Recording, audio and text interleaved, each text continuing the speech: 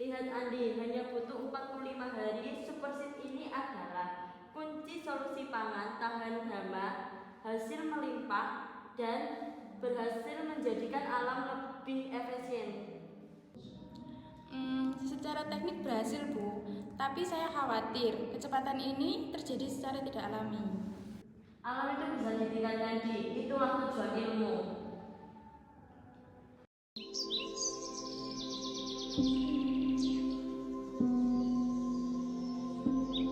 Kamu harus sabar, nak. Kamu tahu kapan harus tumbuh, kapan harus istirahat. Kamu tahu cara itu bersama bumi.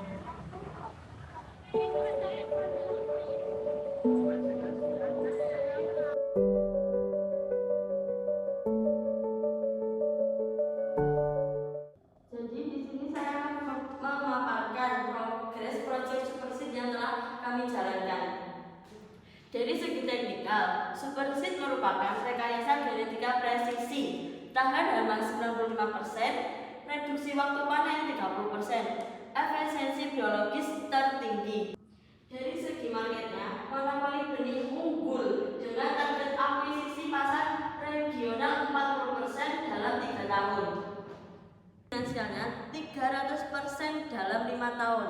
Biaya produksi per unit rendah, margin keuntungan tertinggi, dan fast profit. Ekonominya meningkatkan PDB pertanian dan mengamankan melalui produksi massal. Dari segi ekologi, aman dan terkontrol, pengurangan penggunaan pestisida kimia berkat ketahanan genetik. Ini adalah grafik pertumbuhan Superseed selama 45 hari.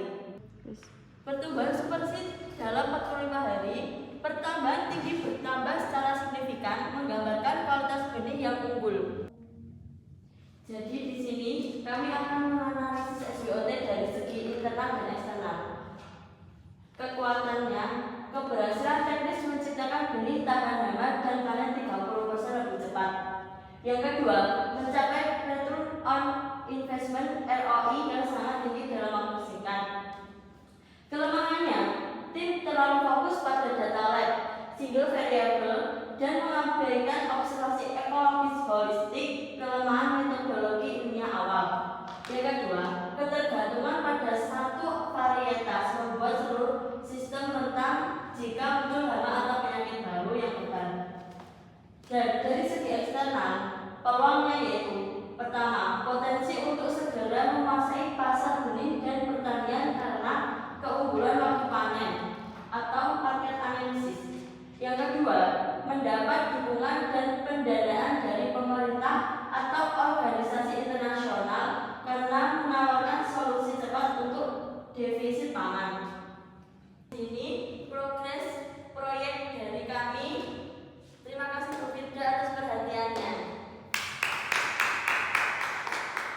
Fantastis, Lisa. Produksi masyarakat sudah dimulai. Terima kasih Bu Firda, kita hanya perlu mengamankan uji coba ekologis fase akhir.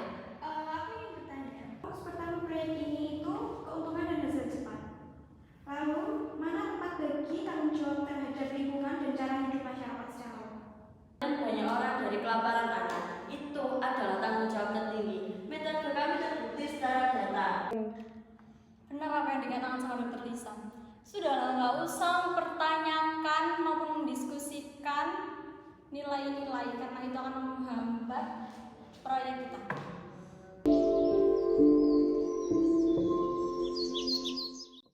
Pertumbuhan sempurna, tapi kenapa suhu tanah di sini sedikit tinggi dan kering, Din? Di sini hampir tidak ada serangga penyerbuka di area ini. Di lahan Pak Tua, tebang masih ada. Benih kalian itu melawan sifat aslinya. Dia tidak mau berteman, dia hanya mau sendiri. Tanaman itu harus hidup bersama, bukan bersaing mati-matian dengan yang lain. Bapak, kebenaran alam yang kami pahami adalah tentang spesies yang paling kuat bertahan. Kami hanya membantu benih ini menjadi yang paling kuat. Kebenaran alam yang saya tahu, Neng, adalah keterhubungan tanah, air, mikrobat, dan penyerbu. Semua harus hidup. Benihmu menghancurkan hakikat keseimbangan itu. Bu, Bapak benar.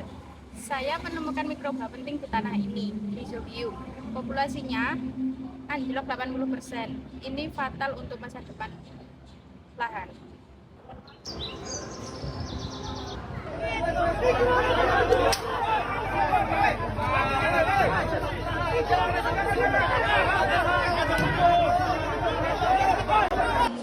Panen pertama memang habis Mbak Ana, tapi tanah kami kering dan kami tidak bisa menanam lagi. Bu Firda bilang apa tentang pohon ini?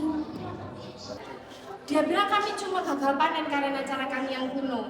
Mereka menyalahkan kami, bukan bumi mereka. Mereka menganggap pengalaman kalian yang kalian dapat dari puluhan musim tanam tidak valid karena tidak ada dalam data laboratorium mereka. Padahal cara kita tahu kebenarannya harus mencakup apa yang kalian saksikan langsung di ladang. Baik, saya mau mengambil sampel tanahnya, nanti saya akan memberikannya kepada dokter. Oke, segera.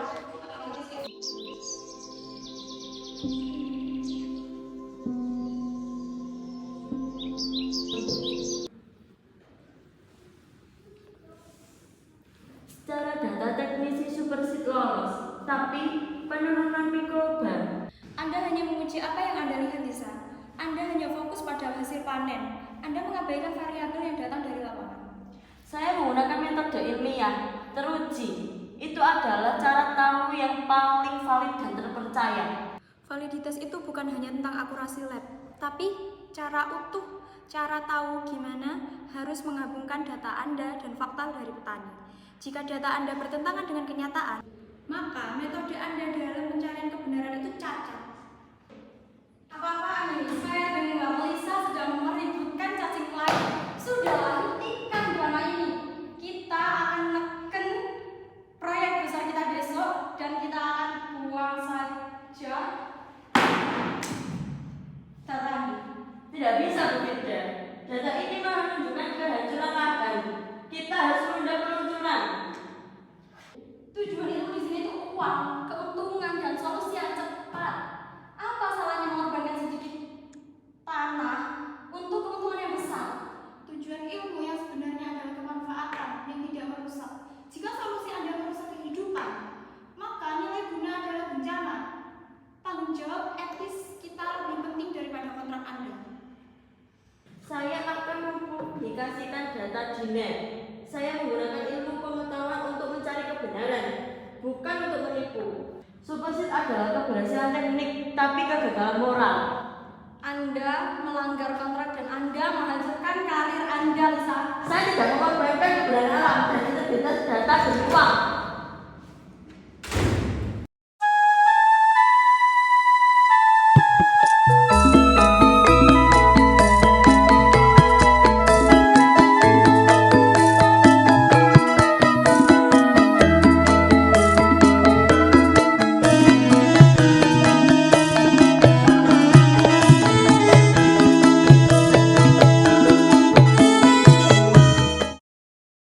Bapak, kami salah. Kami gagal memahami kebenaran alam yang Bapak pahami. Kami terlalu bangga dengan alat kami. Ilmu itu bukan di lab saja, Neng. Ilmu itu di sini. Kenapa tidak kita gabungkan saja kekuatan penimut dengan cara hidup ini saya? Kita bisa kombinasikan sifat genetik superseed dengan sifat ramah lingkungan terus bekal.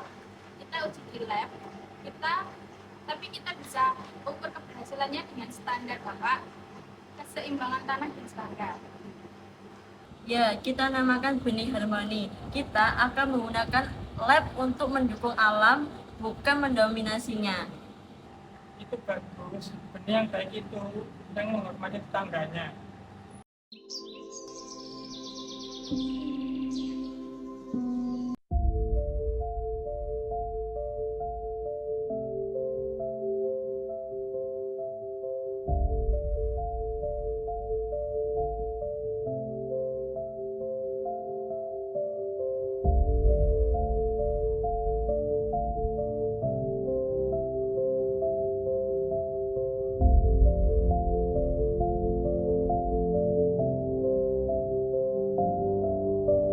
Thank you.